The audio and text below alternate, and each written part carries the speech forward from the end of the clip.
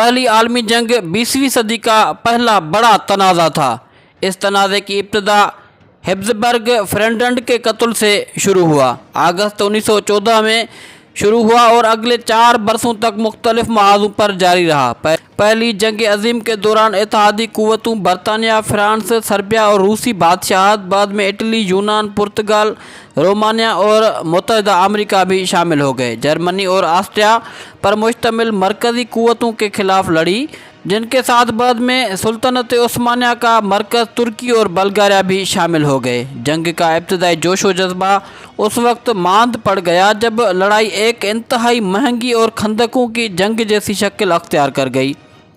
مغربی محاذ پر خندقوں اور قلعہ بندیوں کا سلسلہ 475 میل تک پھیل گیا۔ مشرقی محاذ پر وسیع تر علاقے کی وجہ سے بڑے پیمانے کی خندقوں کی لڑائی ممکن نہ رہی، لیکن تنازع کی سطح مغربی محاذ کے برابر ہی تھی۔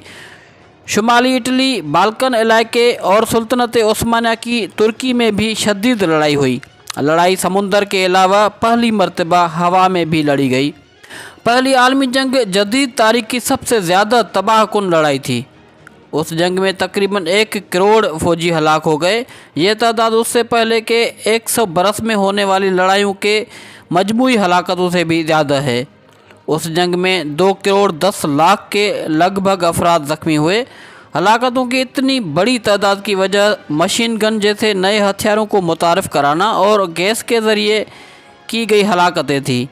جنگ کے دوران 1 جولائی 1916 کو ایک دن کے اندر سب سے زیادہ ہلاکتیں ہوئیں جب سومے میں موجود برطانوی جیش کے 57,000 فوجی مارے گئے۔ سب سے زیادہ جانی نقصان جرمنی اور روس کو اٹھانا پڑا جب جرمنی کے 17,73,700 اور روس کے 17 لاکھ فوجیوں کی ہلاکتیں ہوئی۔ فرانس کو اپنی متحرک جیش کے 16% سے محروم ہونا پڑا۔ محققین کے اندازے کے مطابق اس جنگ میں براہ راست یا بالواسطہ طور ہلاک ہونے والے غیر فوجی افراد کی تعداد 1 کروڑ 30 لاکھ ہے۔ اتنی بڑی ہلاکتوں کی وجہ سے اسپینش فلو پھیل گیا، جو تاریخ کی سب سے موذی انفلوئنزا کی وبا ہے۔ لاکھوں کروڑوں افراد بے گھر ہوئے یا اپنے گھروں سے بے دخل ہوئے۔ جائیداد اور صنعتوں کا نقصان بہت خطیر تھا، خاص طور پر فرانس اور بیلجیم میں، جہاں لڑائی خاص طور پر شدید تھی۔ 11 نومبر 1918 کو صبح کے 11 بجے مغربی محاذ پر جنگ بند ہو گئی۔ اس زمانے کے لوگ اس جنگ کو جنگ عظیم کے نام سے منسوب کرتے تھے۔